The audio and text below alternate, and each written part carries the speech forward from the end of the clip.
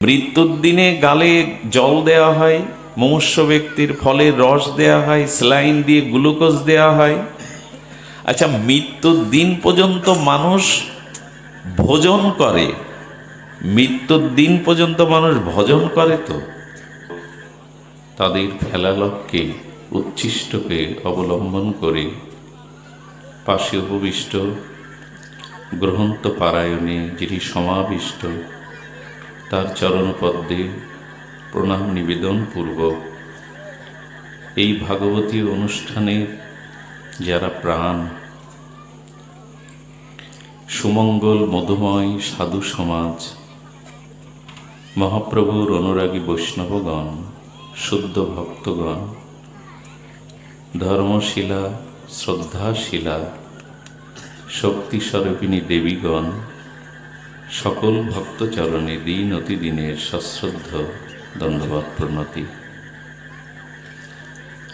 নবারে সর্বস্ব কাময়া সর্বং প্রিয়ং ভবতি আত্মনস্তু কাময়া। এই বারবার বদলাচ্ছ কেন? মাইকে দিও না, সাউন্ডটা এদিকে আসছে না। যেভাবে ছিল এইভাবে রাখো। জয় রাধে, এইভাবে থাকবো। সর্বং প্রিয়ং ভবতি। শ্রুতিবাক্য বলছেন, ধ্যান দিন, এই নরলোকে, এই প্রপঞ্চময় পৃথিবীতে কারো প্রীতি সম্পাদনের জন্য, কারো প্রীতি সম্পাদনের জন্য এই নরলোকে ভূলোকে কেউ কাউকে ভালোবাসে না। আবার বলি, এই প্রপঞ্চময় নরলোকে কারো প্রীতি বা আনন্দ সম্পাদনার জন্য কেউ কাউকে ভালোবাসে না। নবারে সর্বস্ব কামায়া সর্বং প্রিয়ং ভবতি। তবে ভালোবাসে যে সকলে, স্ত্রী পুত্র পিতা মাতা সজ্জন কুটুম্ব নিজজন, ভালোবাসে যে আমাদের, সে ভালোবাসার কারণ হলো আত্মপ্রীতির লাভে তারা ভালোবাসে। নিজের আত্মতৃপ্তির জন্যই আপনাকে তারা ভালোবাসে, কিন্তু আপনার প্রীতি সম্পাদনের জন্য কেউ আপনাকে ভালোবাসে না। এজন্য পৃথিবীর কেউ ভালোবাসে না, এ পৃথিবী ভালোবাসিতে জানে না। যেথা আছে শুধু ভালোবাসাবাসী, সেটা যেতে প্রাণ চায় মা। পৃথিবীর কেউ ভালোবাসে না। আপনাকে স্নেহ মমতার প্রীতি প্রেমে যারা ভালোবাসছে, জানবেন আপনার প্রীতির জন্য তারা আপনাকে ভালোবাসছে না, তার আত্মসুখ বা আত্মপ্রীতির জন্যই আপনাকে ভালোবাসছে। এই কঠিন সত্যটা জীবনে যতদিন আমরা উপলব্ধি না করতে পারবো, ততদিন আমরা ভাগবত রাজ্যে, অনুভূতির রাজ্যে, ভজন রাজ্যে এক পাও এগিয়ে যেতে পারবো না। কারণ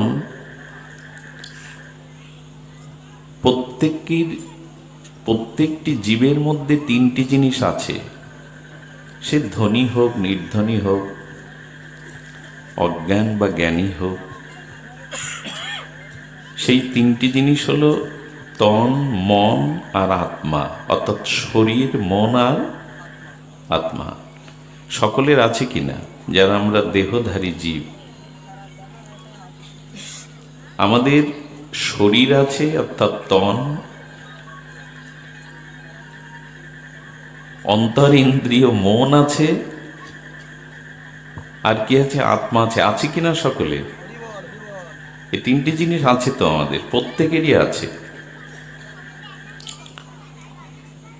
এখানে লক্ষণীয় বিষয় হলো, শরীর খাদ্য চাই, খাদ্য ছাড়া এই প্রপঞ্চ শরীর, প্রপঞ্চ খাদ্য ব্যতীত বেঁচে থাকতে পারে না। এই জন্য প্রপঞ্চ দিয়ে গড়া যেমন বস্ত্র চাই, এটাও তো এই জড় জগতেরই প্রপঞ্চময় একটি বস্তু। খাদ্য চাই, সেটিও এই প্রপঞ্চময় জগতের একটি জড় বস্তু। তো শরীরকে আজ পর্যন্ত আমরা প্রত্যেকেই খাদ্য দিয়েই বাঁচিয়ে রেখেছি। খাদ্যের দ্বারা, বস্ত্র আস্বাদনের দ্বারা, জিহ্বার রসের দ্বারা শরীরকে আমরা তুষ্ট পুষ্ট অনেক কাল করেছি। কিন্তু এই খাদ্যের দ্বারা, রসের দ্বারা, পোশাকের দ্বারা, ভোগের দ্বারা মনের ক্ষুধা গেছে তো? মনের ক্ষুধা কি গেছে? শরীরের ক্ষুধা যেমন যায়, এখানে আমরা যারা আছি আমাদের মনের ক্ষুধা নিবৃত্তি হয়েছে তো? মনের চাওয়া পাওয়া পরিপূর্ণ হয়েছে তো? তার মানে বাইরের প্রপঞ্চ বস্তু দিয়ে শরীরকে তুষ্টি পুষ্টি বৃদ্ধি করা যায়, শরীরের ক্ষুধা নিবৃত্তি করা যায়, কিন্তু খাদ্য দিয়ে, বস্ত্র দিয়ে, আস্বাদন দিয়ে, সুখ দিয়ে মনের পরিপূরণ করা, মনের পুষ্টিতা আনা যায় না। কিন্তু ভজন সাধন বস্তুটা কি শরীর দিয়ে? ধূপটা সরিয়ে দাও তো। ভজন সাধনটা কিন্তু আমাদের গৌরীগণ কি বলছেন, আমি একটু পরিবেশ, একটু স্থিতি শান্ত চাইছি, কথাগুলো একটু দার্শনিক বিচার করেছেন।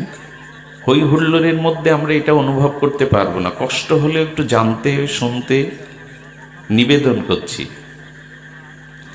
দেখুন, মনের যে পরিপূরণ, মনের যে তুষ্টিতা, পুষ্টিতা, মনের যে প্রসন্নতা, এটা কি করে হয়? বাইরে নাই খাদ্য দিয়ে দেহটাকে তুষ্টি পুষ্টি বৃদ্ধি করলাম। গৌড়ীয় ভজনটা মনের। দেখুন, সুখ বা দুঃখ অনুভূতিটা কিন্তু হাত পা চোখ কান নাক মুখের না। সুখ দুঃখের ধর্মটা মনে আসে, তারপর বাহিরে প্রকাশ হয়। সুখ দুঃখটা কখনো শরীর, ইন্দ্রিয়, চোখ নাক মুখের না, দুঃখটা আগে পৌঁছায় মনে। মনই সুখ দুঃখ ভোগ করে, তার প্রতিফলন আসে, তরঙ্গ আসে ইন্দ্রিয়ে। তো শাস্ত্র বলেছেন, আমাদের জানাচ্ছেন যে আজ পর্যন্ত শরীরের তুষ্টি পুষ্টি হলেও মনের প্রসন্নতা আর ভজন সাধনটা মনের, বাইরের না। কেউ কি দাবি করতে পারবেন আমার শরীরটা এখানে আছে, ভাগবতে আছে, সাধু সমীপে আছে, সাধু সঙ্গে আছে, অথচ মন যদি এখন আপনার গৃহকর্মে, বিষয়কর্মে, আন কোনো বিষয়ে এখানে বসেই চলে যায়, আপনি কি ভাগবতে আছেন? এখানে কি আছেন? ভজনে কি আছেন? তার মানে ভজন সাধন শরীর দিয়ে হয় না, ভজন সাধনটা মনে। সেই মনের বহিঃপ্রকাশটা শরীর দিয়ে আমরা আচরণ করি বটে, কিন্তু মূলত ভজন সাধনটা মনে। আচ্ছা, সেই মনের তুষ্টি পুষ্টি, মনের প্রসন্নতা, মনের সন্তোষ, মনের পরিপূর্ণতা কিসে আসে? খাদ্যে, বস্ত্রে, ভোগ বিলাসে। দেখুন, শরীর পুষ্ট হয়, ক্ষুধা নিবৃত্ত হয় ভোজনে, আর মনের পরিপূর্ণতা হয় একমাত্র গোবিন্দ ভজনে, ভগবদ ভজনে। ভজন ছাড়া মনের প্রসন্নতা, সন্তুষ্টি আসবে না। কিন্তু পরিতাপের বিষয়, শরীরটাকে যতটা যত্ন নেই, শরীরের দিকে যত খেয়াল দেই, শরীর পরিপূরণ করবার জন্য, শরীর সুখ সমৃদ্ধির জন্য যত চেষ্টা করি, মনের প্রসন্নতা, মনের পরিপূরণ, মনকে সুন্দর করার জন্য চেষ্টাটা আমার মতো অনেকেরই নাই। দেখুন, ভাগবত পরম ধর্ম কেন জানেন? ভাগবত পরম ধর্ম এই জন্য, এখানে শরীরের কোনো সুখ সুবিধার ব্যবস্থা নাই। এখানে যা কিছু আচরণ হচ্ছে সব কিছু মন বা আত্মার সন্তুষ্টির জন্য। এখানে যদি শরীরের বিধি ব্যবস্থা থাকতো, আপনাদের মতো বিজ্ঞজন, পণ্ডিতজন, শ্রেষ্ঠজন, মান্যজন মাটিতে বসতো না, ধুলায় বসতো না। এর মধ্যে যারা আছেন এরকম ভাগবত ব্যতীত এখানে কখনো বসবেন, মাটিতে বসবেন? ভাগবত ব্যতীত, কোনো আনুষ্ঠানিকতা ব্যতীত এখানে আপনি বসবেন না। ভাগবতের পুষ্টি হয় আত্মার, মনের। আচ্ছা, এইখানে 2 ঘন্টা একটানা বসেছেন, যদি জলতৃষ্ণাও পায় কেউ সেটা বলতে রাজি? যদি শরীরের মলমূত্র বেগ হওয়া উচিত নয়, যদি হয় তবুও মানুষ সেটা ভুলে, কত মশা এসে যন্ত্রণা দিচ্ছে, সারাদিনের কর্মক্লান্ত শরীর অবসন্ন বিশ্রাম চাইছে, তবু বিশ্রাম নিচ্ছেন না। এখানে 1 কাপ চা বিস্কুট পড়ে মরুক, 1 গ্লাস জলও আপনার সামনে কেউ এনে তুলে ধরছে না। এগুলি শরীরের জন্য না। ভাগবতে আসতে হয় কেন জানেন? সারাটা জীবন, সারাটা দিনমান দেহকে পুষ্টি করেছি, দেহকে সাজিয়েছি, দেহের ভোগবিলাসে ব্যস্ত দেখেছি। একমাত্র ভাগবতে এলেই কেবল মন বা আত্মার পুষ্টি হয়, মন বা আত্মার প্রসন্ন হয়। এখানে সব ব্যবস্থা আত্মার জন্য, মনের জন্য, সব ব্যবস্থা মন বা আত্মার জন্য।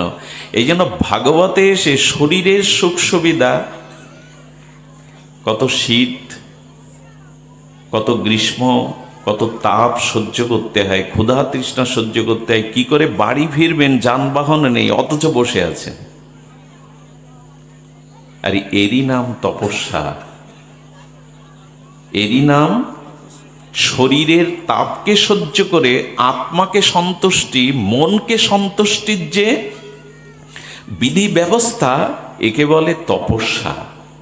তাপ সহা, তপস্যা কথা সহজ চলে, তাপ সহা, তাপকে সহ্য করা, ক্ষুধা তৃষ্ণা ক্লান্তি এগুলোকে সহ্য করা।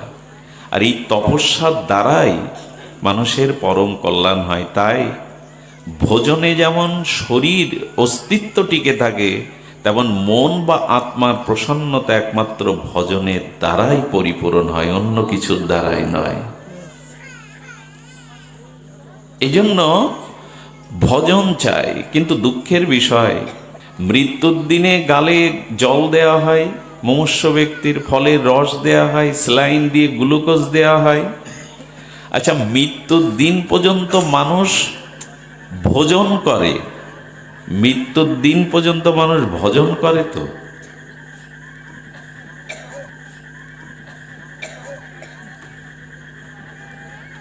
আমরা ভোজনে ব্যস্ত, ভজনে ব্যস্ত। দেখুন, মৃত্যুর সময় গ্লুকোজ দেওয়া হয়, এই বাচ্চাগুলিকে ওখান থেকে সরান না, গ্লুকোজ দেওয়া হয় স্যালাইন দিয়ে। মৃত্যুর সময় গালে জল দেয়, ফলের নির্যাস রসগুলো দেয়। একবারও মনে পড়লো না জন্ম থেকে মৃত্যু পর্যন্ত ভোজন করে গেল? কিন্তু এখন যদি কেউ মারা যায়, ধরুন আমি মারা গেলাম, যে রান্না বান্নাগুলো পূর্বে করা ছিল, কি বলে জানেন বাড়ির গুরুজনরা? শ্মশানে অন্ত্যেষ্টিক্রিয়ায় যাওয়ার আগে খেয়ে নাও। মৃত আপনজনকে তুলসী তলায় শায়িত করে মনে করিয়ে দেয়, আজ আর খাওয়ার সময় পাবে না, যা রান্না বান্না আছে খেয়ে নাও। অথচ বাড়ি মানুষ মারা গেলে, প্রিয়জন বা কোনো বিপদ আপদ এলে বলি কি, আমার এখন খুব খারাপ সময় যাচ্ছে, এখন ঠিক ভজন করবার মতো উপযুক্ত পরিবেশ অনুকূল নেই। মরা ব্যক্তিকে আপনজনকে তুলসী তলায় নামিয়ে খাওয়ার, আচ্ছা কেউ মারা গেলে কেউ না খেয়ে থাকে কি 2-4 দিন? বাড়িতে বিপদ এলে, সংকট এলে কেউ না খেয়ে থাকে কি? সংকটে, বিপদে, মৃত্যুতে মানুষ ভোজন করে। অথচ মানুষের জীবনে রোগ শোক সংকট এলে বলে, এখন প্রভু আমার অনুকূল সময় যাচ্ছে না, এখন আমার ভজনের সময় নাই। মানুষ জীবনে ভোজনকে যতটা গুরুত্ব দেয়, ভজনকে ততটা গুরুত্ব না দেওয়ার কারণেই জন্ম মৃত্যু চক্র থেকে, অভিশাপ থেকে আমরা মুক্তি পাই না। কারণ শরীর নাশ হয়, মনের নাশ। মৃত্যুর পরে পরে আপনার মনের কর্মের যে প্রভাব স্বভাব, ওটা আপনার পরবর্তী জন্মের কারণ হয়ে যায়। শরীর তো নষ্ট হলো, কিন্তু মন নষ্ট হয় না। আরো একটা জিনিস কি জানেন? শরীর বিদ্ধ হয়, শরীর জড়ো হয়, কিন্তু মনের বার্ধক্য কোনোদিন, বরঞ্চ মৃত্যুর সময় মনে আরো বেশি যৌবন আসে। সারা জীবনের স্মৃতিগুলো মন স্মরণ করিয়ে দেয়। এই জন্য ভজন সাধন ভাগবত কেন না মনের প্রসন্নতা, মনের সন্তোষ, মনের পুষ্টিতা, সেই সাথে আত্মার সুপ্রসন্নতা, এটা একমাত্র ভজনে আসে। মানুষকে প্রথমেই সংকল্প নিতে হবে আমি কেন ভজন করতে চাই, ভজনই তার একমাত্র মঙ্গল। আচ্ছা, কেউ যদি প্রশ্ন করে হরিনগর শীতলা মন্দির কমিটিবৃন্দ, সেবকবৃন্দ ভাগবতের আয়োজন করলো কেন, অনেক কিছুই তো ছিল। ভাগবতের আয়োজন এই জন্য, কি মার্মিক কথা দেখুন, ভাগবতের আয়োজন এই জন্য,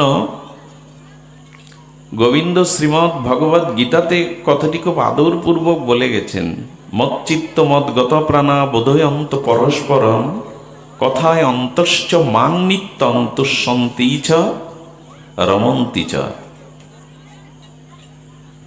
ভাগবতে এও বলেছেন ধুনতি সমালং কৃষ্ণ সলিলস্য যত সরত। ভাগবত এও বলেছেন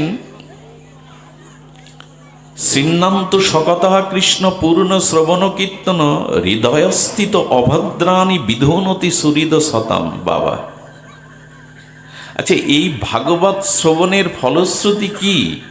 এখানে যে এসেছেন তৃতীয় দিবস হরিকথার ভক্তিযজ্ঞের রসযজ্ঞের আপনারা আস্বাদন ব্রতী চাতক সম হয়ে এসেছেন, বসেছেন, আস্বাদন করেছেন, এর প্রাপ্তিটা কি? এর প্রাপ্তিটা কি জানেন? ভাগবতের জন্য যে সময়টুকু উৎসর্গ করেছেন, মন প্রাণ নিবেদিত আত্মা হয়ে যে সাধুমুখে মহান ভক্তমুখে হরিকথা শ্রবণ কীর্তন করেছেন, যেটুকু সময় এই হরিকথাতে অর্পণ করেছেন, নিবেদন করেছেন, শরীর মন প্রাণ এটে সমর্পিত করেছেন, ভগবান বলছেন কি মাটিতে 10 কেজি বীজ বুনলে খেতে ফসল হয়ে কতটা ফেরত আসে? 10 কেজি কোনো বীজ বুনলে ফসল কি সেই 10 কেজি পাবেন? 10 মণ পাবেন। তো মাটিতে যদি বীজ বপন করা হয়, মাটি তার থেকে শতগুণ বেশি। একটা ধানের চারা পুড়লে সেই শীষ হতে ধান বৃক্ষ হতে কটা ধান হয়? বলে মাটির বুকে বীজ বপন করলে যদি তার শতগুণ বেশি ফিরিয়ে অভাব দূর হয়, তবে যেটুকু সময় হরিকথা সাধু সঙ্গে সমর্পিত করেছ, মনের বা অন্তরের ভক্তিবীজ বপন করেছ, তার কোটি কোটি গুণ বেশি কৃপারূপ ভক্তিরূপ ভগবানের কৃপা তুমি ফিরে পাবে, কোটি কোটি রূপ। একটা বীজ বপন করলে তার থেকে যে বৃক্ষ হয়, ও থেকে একটা ফল পান। মাটি যদি এত দাতা হয়, মাটি যদি একটা বীজ মূল্যে 1000টা ফসল ফিরিয়ে দেয়, তো স্বয়ং গোবিন্দের অভিন্ন কলেবার ভাগবতে যে সময়টা, ভাগবতে যে ভক্তির বীজটা বপন করছেন, সেটা কতখানি পাবেন ফিরে? বলেন ফিরে পাবে কি গো? আমি যেদিন আমার কথা শুনতে এসেছে, সেই দিন আমি তার বন্ধু হয়ে কথা দিয়েছি আমি তাকে আমার চরণে প্রেম ভক্তি দিয়ে দেব, এরকম ফল পাওয়া যাবে। আচ্ছা, সেই বীজ বপন করে ফসল ফলিয়ে যে অর্থটা পেলাম, ওটা সিন্ধুকে ব্যাংকে রাখলাম, মৃত্যুর পরে সিন্ধুকের স্বর্ণ অলংকার সম্পদ বা ব্যাংকের জমানো অর্থ আমার সাথে যাবে তো? যে বীজ বপন করলাম, ফসল ফলালাম, সেটা বিক্রি করে যে ধনসম্পদ হলো, আমার মৃত্যুর বার সিন্ধুক থেকে, ব্যাংকের থেকে ওইটা আমার সাথে যাবে তো? একটু কথা বলুন, যাবে কি? যাবে না। কিন্তু এখন যে ভগবৎ শ্রবণের প্রেম ভক্তির বীজ বপন করছেন, এইটা মৃত্যুর পর আপনার সাথে যাবে তো? অবশ্যই যাবে। কোন চাষটা বেশি করা উচিত? যেটা সাথে যাবে না, যা রেখে গেলে ছেলেমেয়েরা মামলা মকদ্দমা বাঁধাবে, সম্পত্তি নিয়েই তো ঝগড়াঝাটি।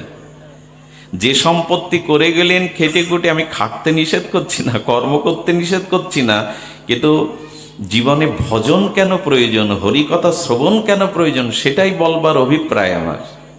কর্ম কাউকে নিষ্কৃত হতে বলছে না, কিন্তু লক্ষ্য করুন, যে সম্পত্তি সাথে গেল না, সেই বীজ বুনলেন, বিষয় বাসনা কামনা কর্মের বীজ, কত ফসল ফলালেন, কিন্তু এটা সাথে গেল না।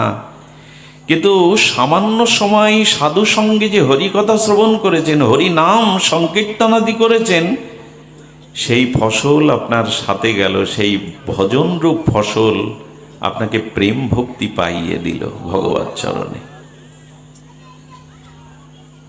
এই জন্য সুমেধা যাদের, সুবুদ্ধি যাদের, তারা জগতে ভজনের জন্যই বেঁচে থাকে, ভজনই তাদের জীবন সর্বস্ব হয়। ভজন দেখুন, হরিকথা শ্রবণ করলে পৃথিবীর যত যাগ যজ্ঞ পুণ্যকর্ম দান ধ্যান তীর্থকর্ম আছে, সেগুলি আচরণ করলে, যথাযথ শাস্ত্রীয় বিধিতে আচরণ করলে পুণ্য হবে। আর সেই পুণ্যের ফলটা আপনি তাৎক্ষণিক পাবেন না, সেই পুণ্যের ফলটা আপনি তাৎক্ষণিক পাবেন না। কিন্তু ভগবান বলছেন, হরিকথা সাধুমুখে শ্রবণ করলে, ভাগবতী ও রসকথা বীর্যবতী কথা, সেই কথার সাথে সাথে কথারূপ ভগবান তোমার কর্ণ দিয়ে হৃদয়ে প্রবেশ করে ওই মুহূর্তে সরাসরি তোমার হৃদয়ের অনাদিকালের আবর্জনা পরিষ্কার করে ভগবান ওখানে বসে পড়বে হৃদয়ে, সরাসরি, অপেক্ষা নাই। আপনি দান ধ্যান পুণ্যকর্ম যজ্ঞ করলে পূর্ণ হবে, পূর্ণের ফলটা অনেক জন্ম পরে পেতে পারেন, অনেক বিলম্বিত হবে।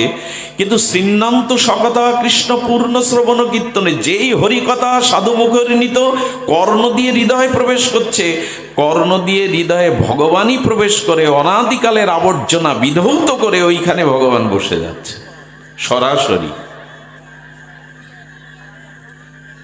এজন্য হরিকথাতে মনোনিবেশ একান্ত প্রয়োজন। ভজনের মধ্যে শ্রবণাঙ্গ, এই ভজন যা রুচি হয়নি, জানবেন ভগবানের করুণার দৃষ্টি তার এখনো পড়েনি।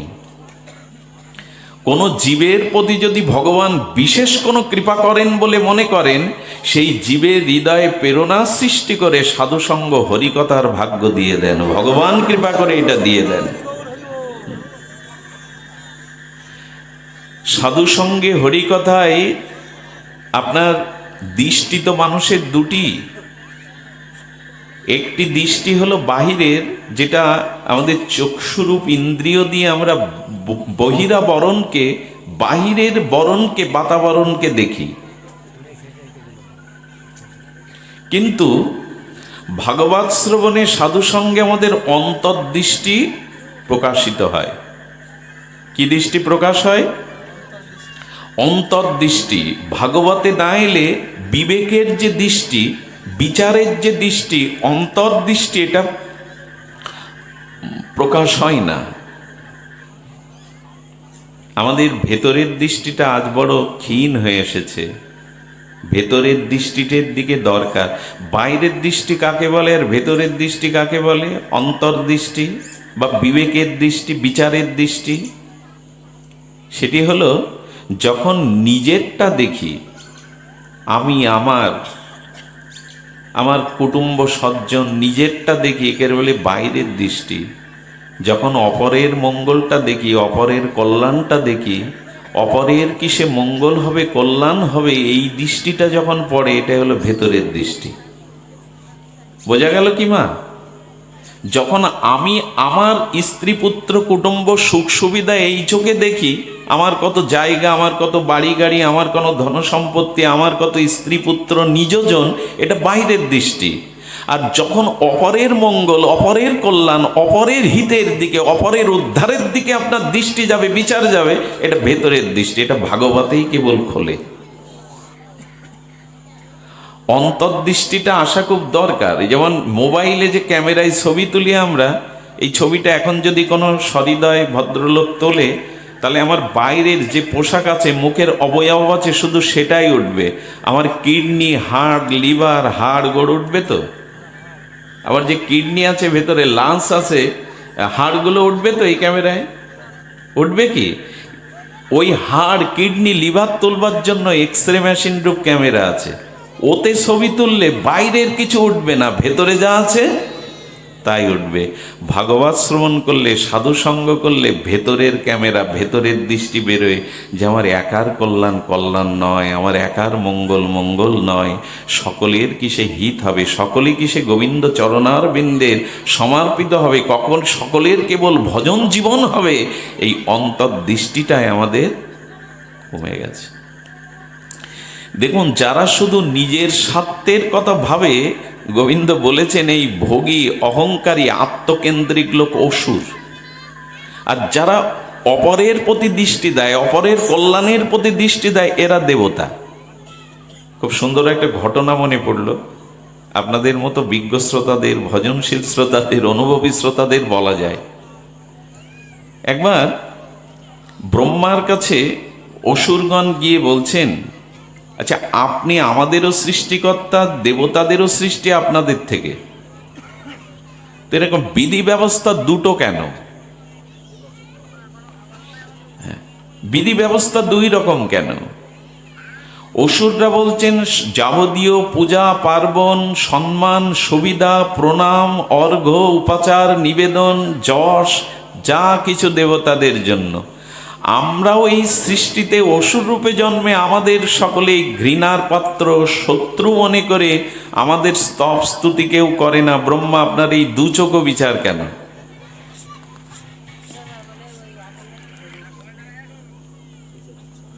দেবতাদের প্রশ্ন যে দেবতারা কেন স্তুতি, পূজা, প্রণাম, সম্মাননা, সম্মান এগুলি পাবে, উচ্চ স্থান পাবে, অসুরদের কেন গালি, নিন্দা আর তারা পূজা পাবে না, স্তুতি পাবে না? ব্রহ্মা জবাব দিন। ব্রহ্মা সরাসরি তো বলতে পারছে না, বলেন তাহলে দেবগণ এবং তোমরা একদিন উপস্থিত হও, আমার এখানে একটু ভুরি ভোজন করো। দেবতাদের নিমন্ত্রণ করলেন, অসুরদের নিমন্ত্রণ করে বললেন, আচ্ছা আগে ভোজনটা তোমরা কি দেবতাদের সাথে বসবে, একসাথে ভোজন আস্বাদন করবে? বললেন না না, আমরা ওদের সাথে মিশেই না, আমাদের আগে দিন।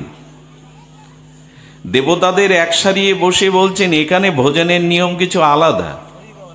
অসুরদের ব্রহ্মাজি বলছেন এখানে ভোজনের নিয়ম হলো আপনাদের হাত দুটো সামনে প্রসারিত করতে হবে সোজা, হাতে দুই হাতে কাঠ বেঁধে দেওয়া হবে, সামনে খাদ্য দেওয়া হবে, এই খাদ্য খেতে হবে আপনাদের।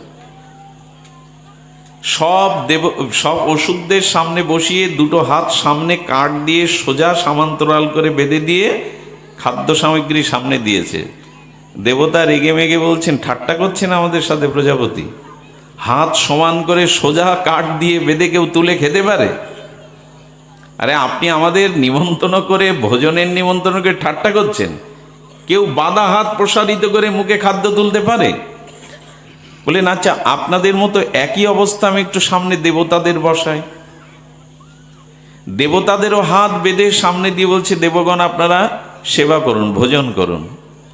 দেবগণ তখন পরস্পরের মধ্যে বলা বলি করে বলছে কি, আমরা যে 50 জন আছি 25 জন সামনে বসুন, 25 জন এধারে বসি। হাত নিজের দিকে না আসতে পারে, হাত তো সামনে যাচ্ছে, সামনেই আছে। হাত আমার মুখের দিকে আসবে না, কাঠ দিয়ে বাঁধা, কিন্তু সামনে যে বসে আছে তার দিকে তো হাত যাবে। দেবতারা একে অপরকে খাওয়াতে লাগলো, পুরো ভোজন সেরে আত্মতৃপ্তি বলল। ওষুধদের বলল ব্রহ্মা, বিচারটা তোমরাই করে নাও। যারা শুধু নিজের কথা ভাবে, নিজের ভোগের কথা ভাবে, নিজের সুখ সুবিধার কথা ভাবে, এরাই অসুর, এরা দানব। যারা অন্যের চিন্তা করে, অন্যের মঙ্গলের ভাবনা ভাবে, এরাই তো দেবতা। আজ মনুষ্য সমাজ নিজের স্বার্থ ব্যতীত, নিজের সুখ সুবিধা ব্যতীত অন্যের কল্যাণের চিন্তা ভুলে গেছে, যে কারণে মানব সমাজটা এখন একটা দানবীয় অবস্থায় চলে এসেছে। এই জন্য শাস্ত্রে বলছেন ভেতরের দৃষ্টিটা প্রসারিত করো, অপরের যাতে হিত হয়, সকলেই যাতে গোবিন্দ চরণ পায়, সকলেই যাতে প্রেম ভক্তি ভজন পায়, এই চেষ্টাটা ভাগবতে হয়।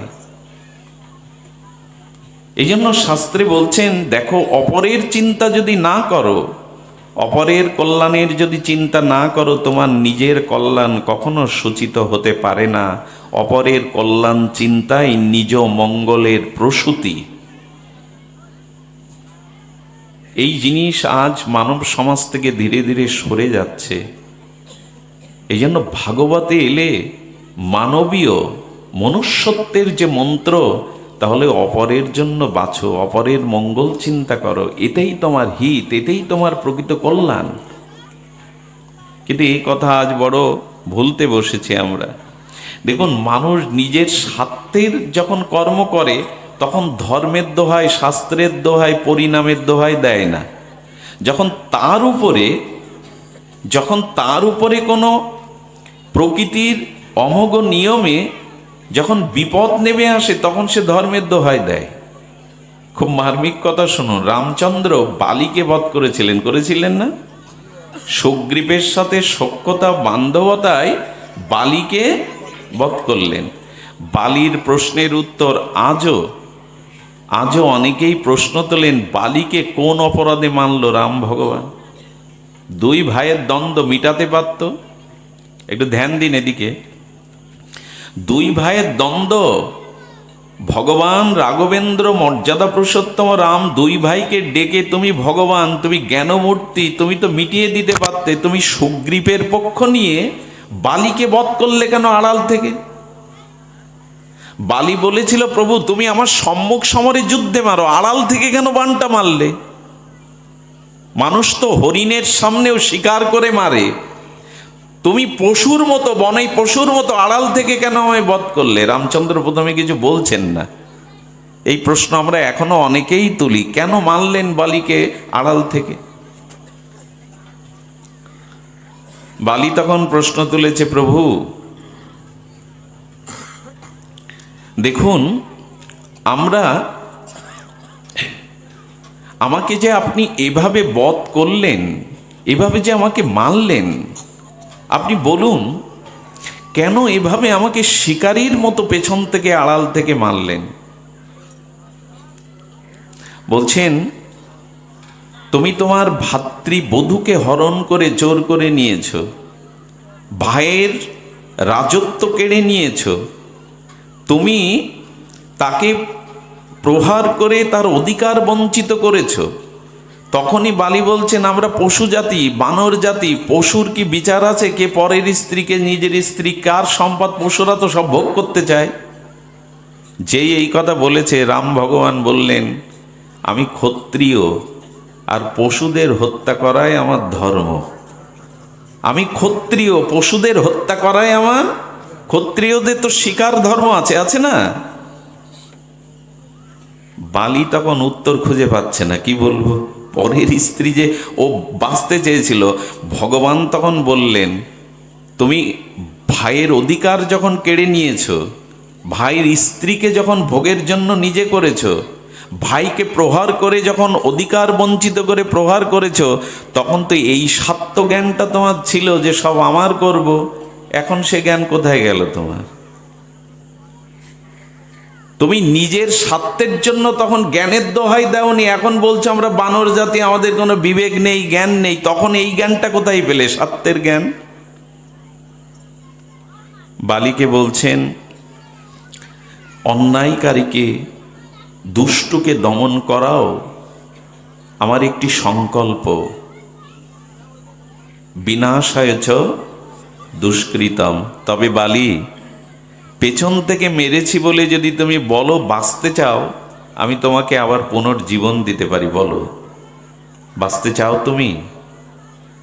বালি তখন কি বলল জানেন?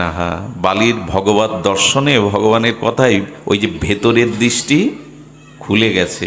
তখন বলছে, প্রভু বড় অন্যায় করেছি, তবে ভাগ্য বলতে হবে আমার।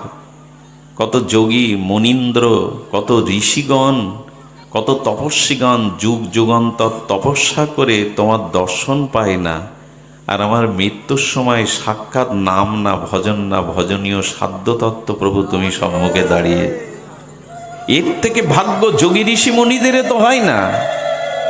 তারপরে আমি গঙ্গার তীরে তুমি সাক্ষাৎ ভগবান সামনে দাঁড়িয়ে, আমার মনে হয় সাক্ষাৎ দুর্বাদল ভগবান সচ্চিদানন্দ বিগ্রহ যদি সামনে থাকে, পাশে যদি গঙ্গা থাকে, তবে তোমাকে দর্শন করতে করতে এমন মরণ আমি কোটিবারও প্রার্থনা করি, প্রভু আমি জীবন চাই না, তোমার চরণে আশ্রয় চাই। বালিকে বালিকে মারার পেছনে অনেকে এখনো কূট তর্ক তোলেন, প্রভুর কি এটা ঠিক হলো? এক ভাইয়ের বন্ধুত্ব নিতে গিয়ে আর এক ভাইকে এইভাবে পেছন থেকে মারল। ভগবানের লীলা, ভগবানের যে জগৎ কল্যাণের যে লীলা, এটা না তত্ত্বজ্ঞের মুখে না বুঝে যেন সমালোচনা আমরা না করি। বালি নিজেই বলল, এর থেকে বড় সৌভাগ্য কি আছে প্রভু? অঙ্গদকে সঁপে দিলেন রামচন্দ্রের চরণে, আর সব কিছুই অন্ত হয়ে গেল প্রভুর দর্শন, প্রভুর কৃপা পেতে পেতে।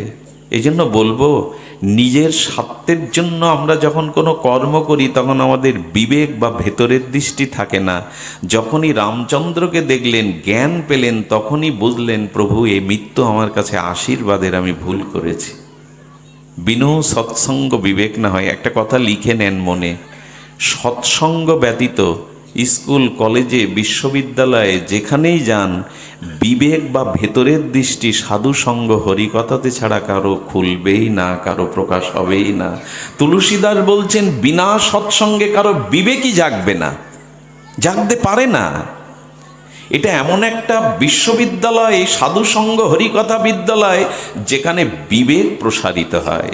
বিনু সৎসঙ্গ বিবেক না হয়, বিবেক কখনো জাগে না যদি সাধুসঙ্গ না হয়। এই জন্য শাস্ত্রে বলেছেন, ভেতরের প্রখর দৃষ্টিটা দেখুন। ধর্মের দোহায় আমরা আমাদের যখন বিপদে পড়ি, প্রতিকূলে পড়ি, তখনই দেই। মনে আছে আপনাদের, কর্ণের রথের চাকা কুরুক্ষেত্রের রণাঙ্গনে মাটিতে বসে গেল। কর্ণ রথের চাকা তুলবার জন্য অস্ত্রকে রেখে যখন তুলছেন, তখন অর্জুনকে বলছেন, কর্ণ, অর্জুন, আমি নিরস্ত্র, এই মুহূর্তে যুদ্ধ বা বানবরিশন তোমার ধর্ম নয়। অর্জুন সঙ্গে সঙ্গে গান্ডীব রেখে দিয়েছেন। কৃষ্ণ বলছেন, এই মুহূর্তে বধ করো। স্বয়ং ভগবান বলছেন, এই মুহূর্তে কর্ণকে বধ করো। বললেন, প্রভু এটা অন্যায়, নিরস্ত্রের উপরে অস্ত্র নিক্ষেপ করা যায় না। কর্ণ একটু এসে বলছেন, বাহ কৃষ্ণ, বাহ, তোমার কূট বুদ্ধি